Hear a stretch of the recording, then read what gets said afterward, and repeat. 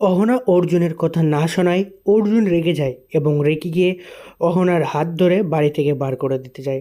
হ্যাঁ বন্ধুরা, ঠিক এমনটাই দেখতে চলেছি। গল্পের শুরুতেই দেখা যায় যে অর্জুনের দাদার কাছে দোকানদার ফোন করে মূর্তির অর্ডার দিয়ে দেয় এবং সেই অর্ডার মতো সবাই মিলে মূর্তি বানানোর কাজে লেগে পড়ে এবং মূর্তি বানানো হয়ে গেলে যখন অর্জুনের দাদা সেই মূর্তিগুলো নিয়ে দোকানে চলে যায় বিক্রি করার জন্য, তখন দোকানদার অর্জুনের দাদাকে বলে যে তোমরা কি লোক ঠকানোর ব্যবসা শুরু করেছো নাকি? তোমরা এমন মূর্তি বানিয়ে এনেছিলে যে কাস্টমার কিনে বাড়িতে নিয়ে যাওয়ার সাথে সাথেই সেটা ভেঙে যাচ্ছে, আর তোমরা আবারও সেই মূর্তি নিয়ে এসেছো। তোমরা কী ভেবেছিলে আমি তোমাকে এখানে ডেকেছি মূর্তি কেনার জন্য? না, আসলে তোমাদের জন্য আমার যে ক্ষতিপূরণটা হয়েছে সেই ক্ষতিপূরণ তোমাদের দিতে হবে, আর তুমি যতক্ষণ না আমাকে সেই টাকাটা দেবে ততক্ষণ তোমাকে যেতে দেবো না। আর তখন এই কথা শুনে তো অর্জুনের দাদা অবাক হয়ে যায়। অর্জুনের দাদা তখন বুঝতে পারে না যে সে কিভাবে এই টাকাটা মেটাবে, কারণ সে জানে বাড়িতে এই ঘটনাটা যদি সবাইকে জানায় তাহলে সবাই চিন্তায় পড়ে যাবে।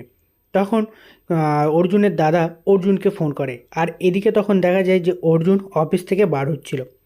তখন অর্জুন ফোনটা রিসিভ করতেই অর্জুনের দাদা বলে ওঠে যে অর্জুন কোথায় আছিস? তখন অর্জুন সমস্ত কথা খুলে বলে যে সে অফিস থেকে বাড়ি যাওয়ার জন্য বার হচ্ছে।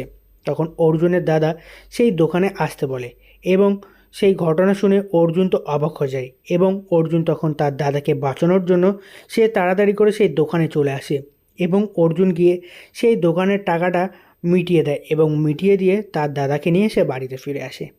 আর বাড়িতে ফিরে আসতেই সকলে অর্জুনের সাথে তার দাদাকে দেখে অবাক হয়ে যায়।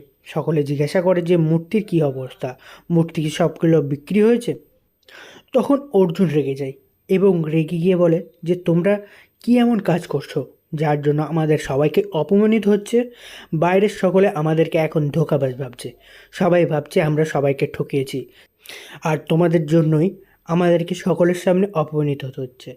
তাই আজ থেকে এই বাড়িতে কেউ আর মূর্তি বানাবে না।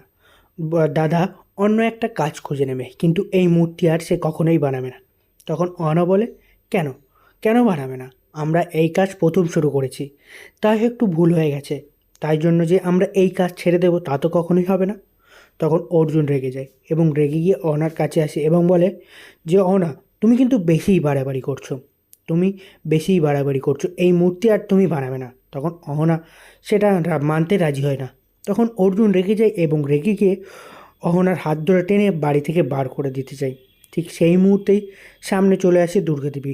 দুর্গাদেবী এসেই অর্জুনকে থামিয়ে অর্জুনকে সজোরে চাড় মারে, আর এটা দেখে সকলেই অবাক হয়ে যায়।